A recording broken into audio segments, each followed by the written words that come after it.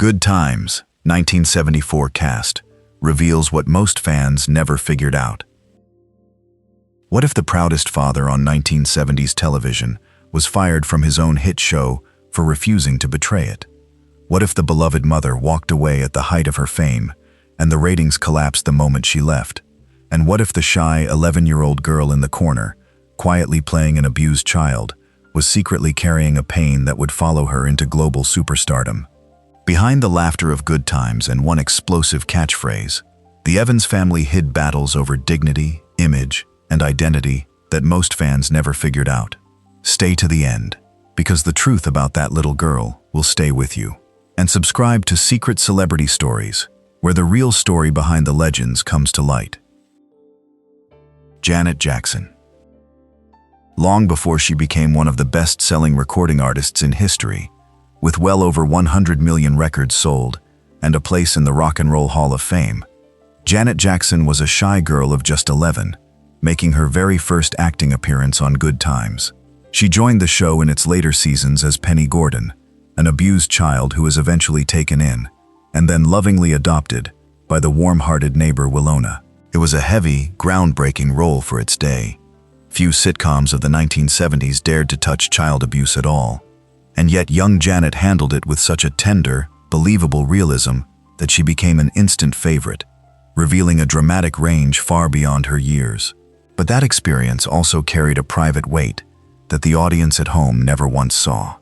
Decades later, in her 2022 documentary, Janet spoke openly and bravely about the real pressures she had faced as a child performer, including being made to feel deeply self-conscious about her own changing body as she began to enter puberty right there on the set. She has since shared that those early experiences contributed to a long personal struggle with body image, a difficult truth she chose to reveal herself, in her own time, in the hope that it might help others quietly facing the same thing.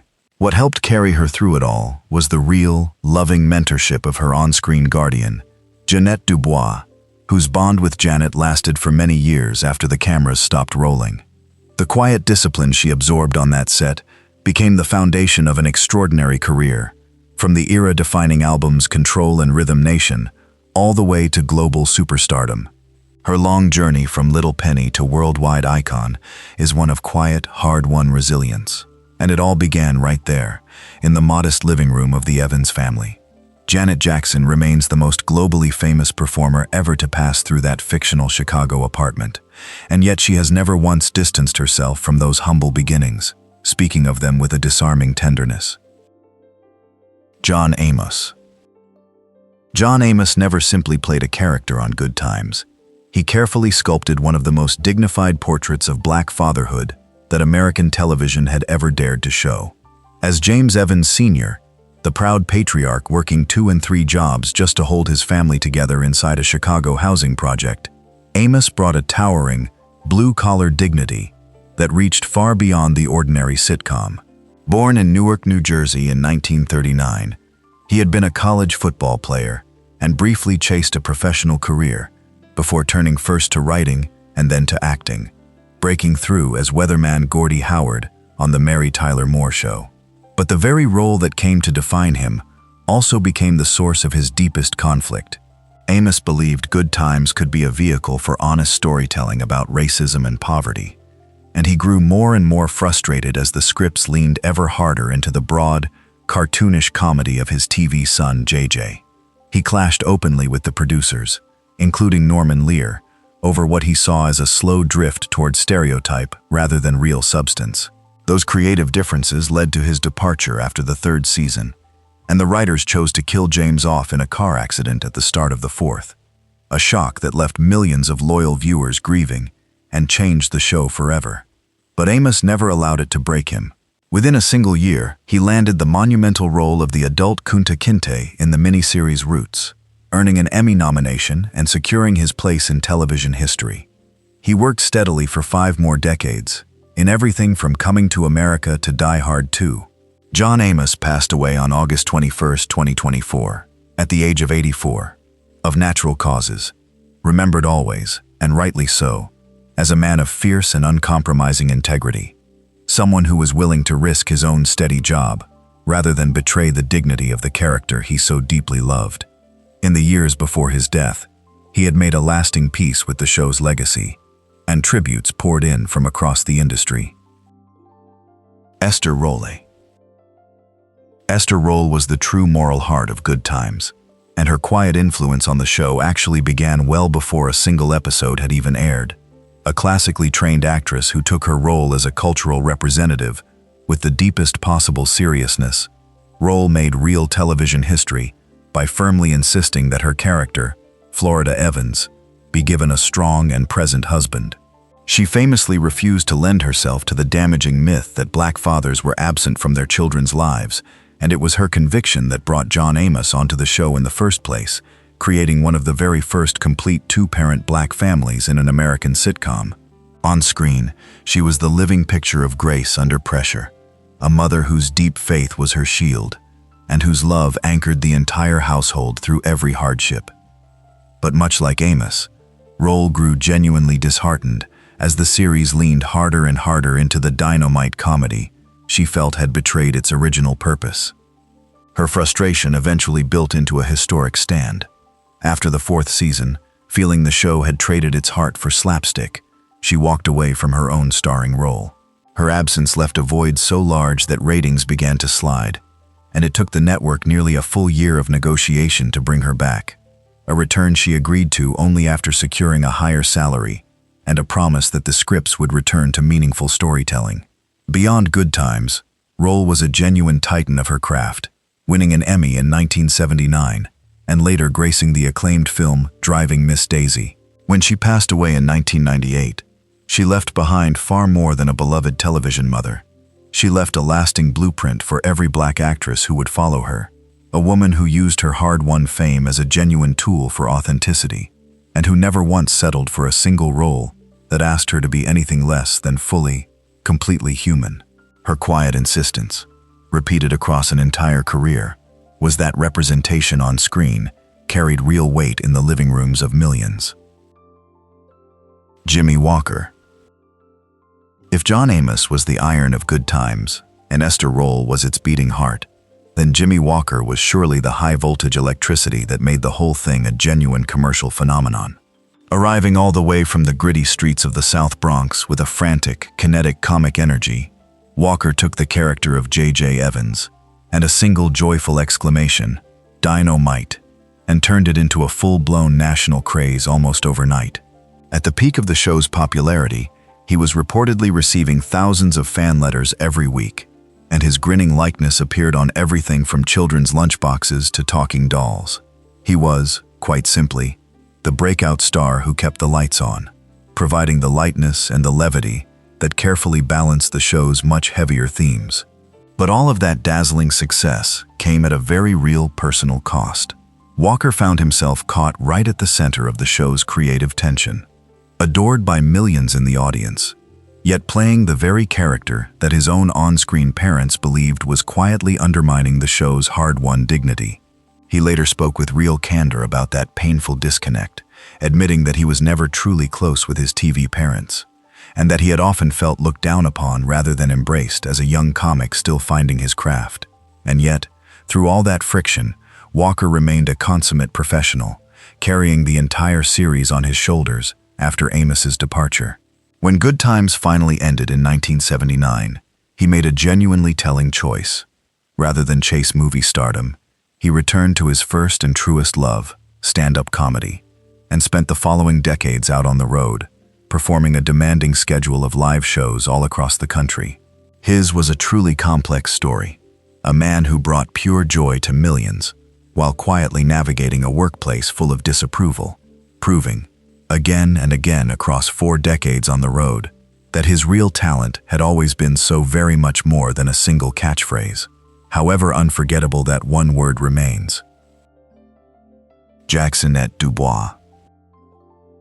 Jeanette Dubois was the vibrant, stylish, and fiercely independent spirit who lived just down the hall, and in so many ways, she quietly became the show's secret engine.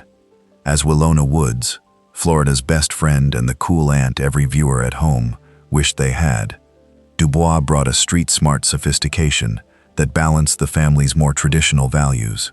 But her talent stretched far beyond acting, and this is the part many devoted fans never realized. Dubois was the powerhouse vocalist who both co-wrote and sang "Movin' On Up," the unforgettable theme song to The Jeffersons. Every single time audiences heard that soaring anthem of upward mobility, they were, in fact, hearing her voice. When Esther Rolle briefly left the series, Dubois stepped bravely forward to become its central figure, anchoring one of all of television's most courageous storylines, Willona's tender adoption of Penny, the abused child played by a young Janet Jackson.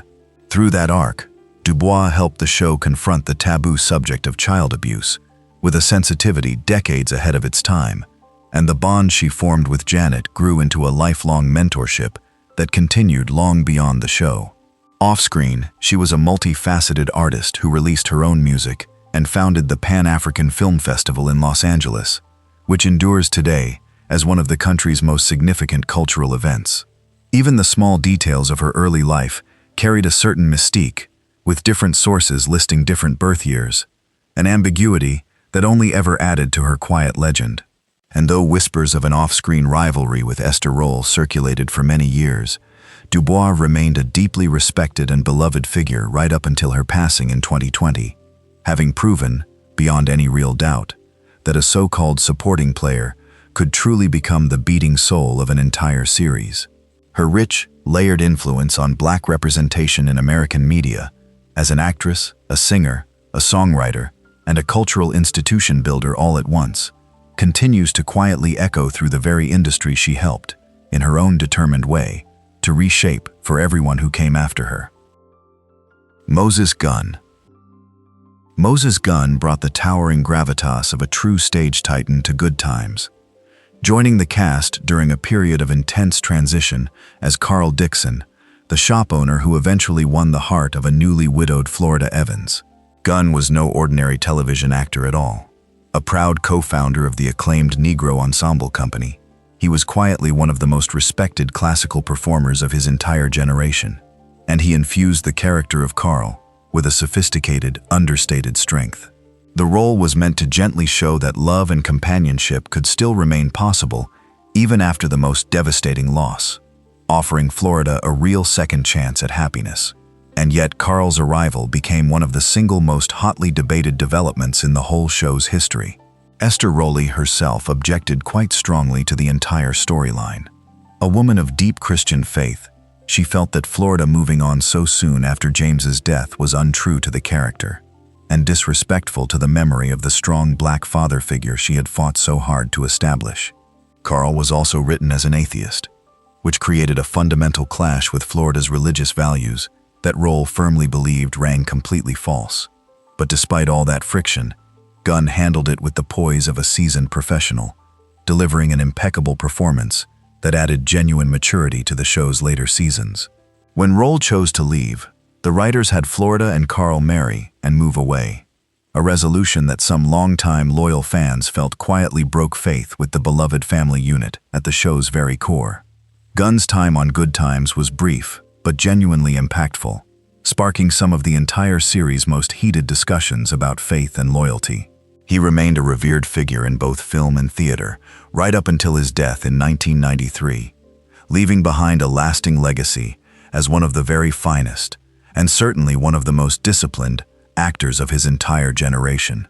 A stage-trained craftsman whose brief television chapter only hinted at the depth of the work he gave audiences across the decades. Bernadette Stanis. Bernadette Stanis did so much more than simply play a teenager on Good Times. As Thelma Evans, she genuinely reshaped how television itself portrayed young Black women all throughout the 1970s. Thelma was the very first African-American female teenager ever depicted as part of a complete two-parent family on TV, a real milestone that is honestly quite difficult to overstate. Where so many sitcoms of that era leaned on sassy, one-dimensional tropes, Stanis instead played Thelma as a young woman blessed with intelligence, self-respect, and a refined sense of style that rose above the hardship of the projects around her.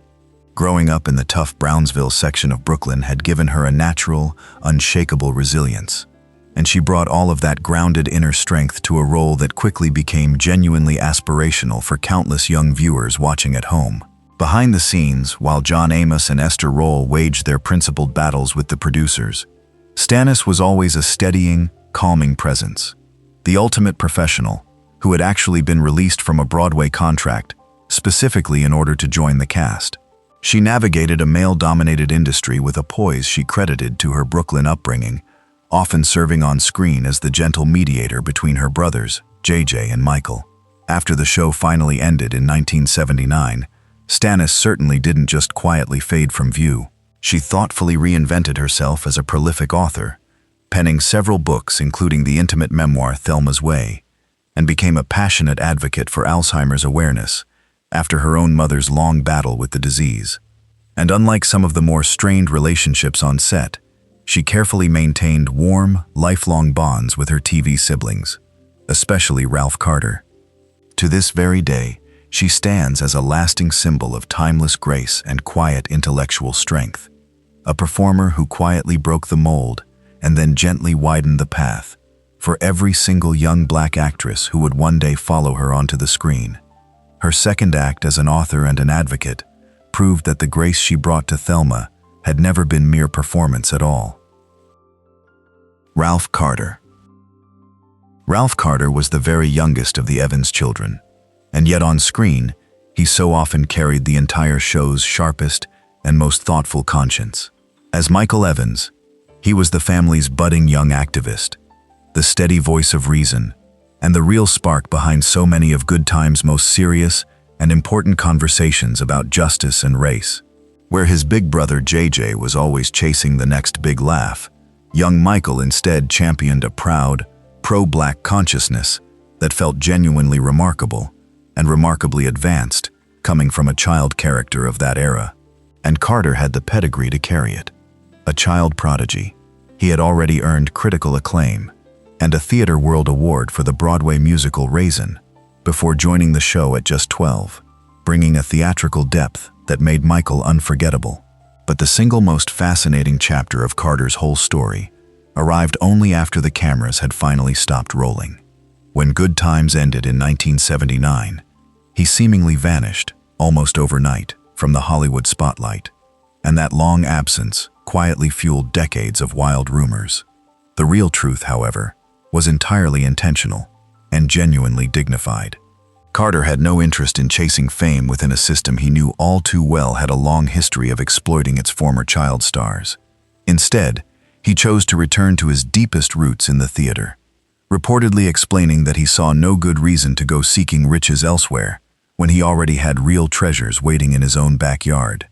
He devoted himself fully to the black performing arts community in New York, and even reunited on stage with his TV father, John Amos, proving that their 1970s bond had truly never once broken.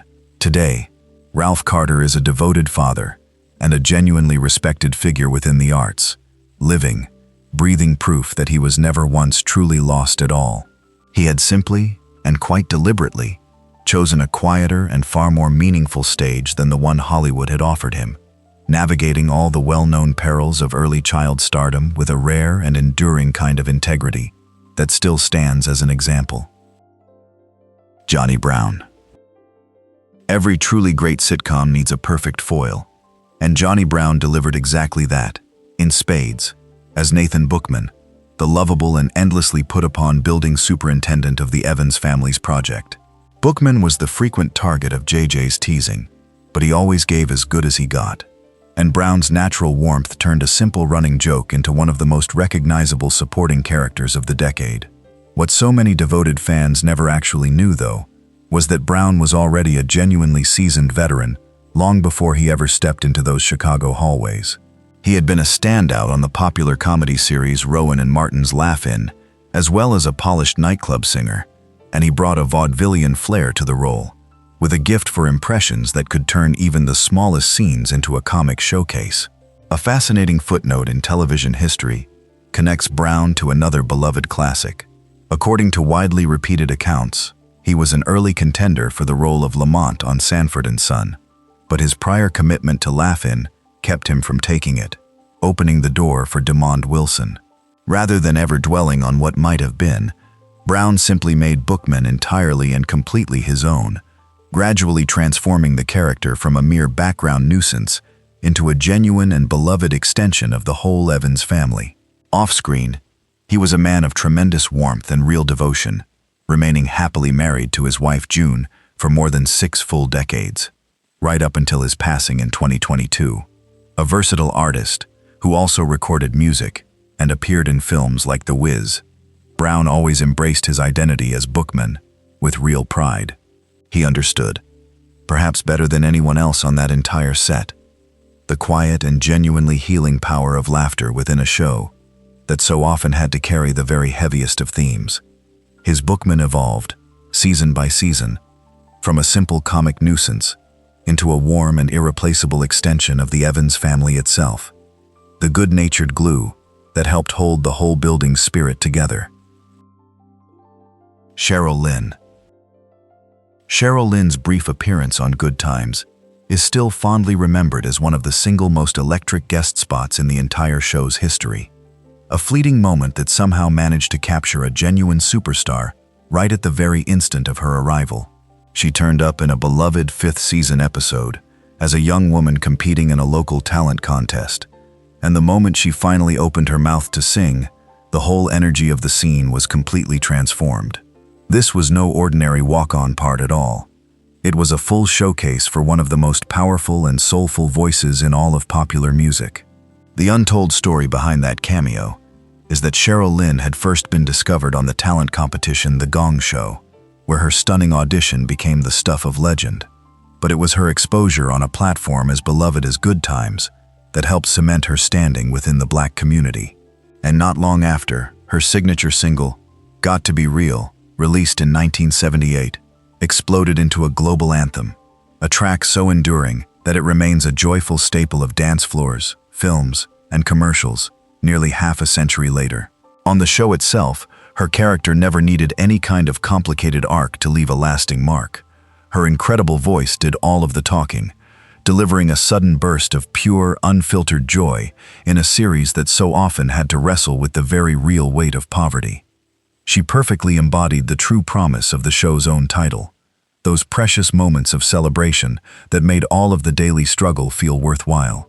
Cheryl Lynn went on to become a genuine, lasting force in both R&B and disco, earning gold records and a firm place on the Billboard charts, and her brief Good Times moment endures to this very day as a beloved little time capsule for every fan of 1970s music history, a perfect, shining reminder of the era when a single unforgettable voice, rising straight out of a talent show set, could somehow capture all the hopes of an entire generation.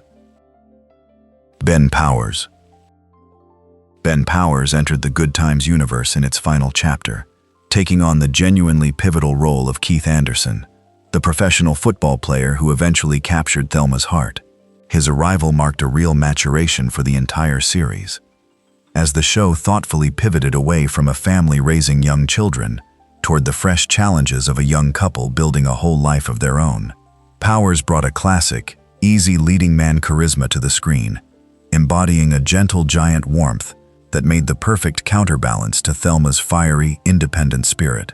Their long-awaited wedding became a genuinely major event for the show's loyal fans, offering a rare and deeply joyful happy ending for a beloved character they had all watched slowly grow up right there in the projects. But the writers, to their real credit, refused to simply hand Keith any kind of easy, fairy tale life. In one of the show's boldest creative choices, Keith suffers a career-ending injury right at the start of the marriage, opening the door to a raw exploration of depression, unemployment, and the painful loss of one's own identity, themes that hit close to home for so many blue-collar viewers. Powers handled that difficult material with a vulnerability that added real grit to the final season, portraying a proud man who had once had the world at his feet, only to have it pulled violently away. Off-screen, Powers was a versatile talent, with a background in both painting and sketch comedy, long before television found him. After Good Times concluded in 1979, he kept working steadily, later appearing in projects including The Bernie Mac Show.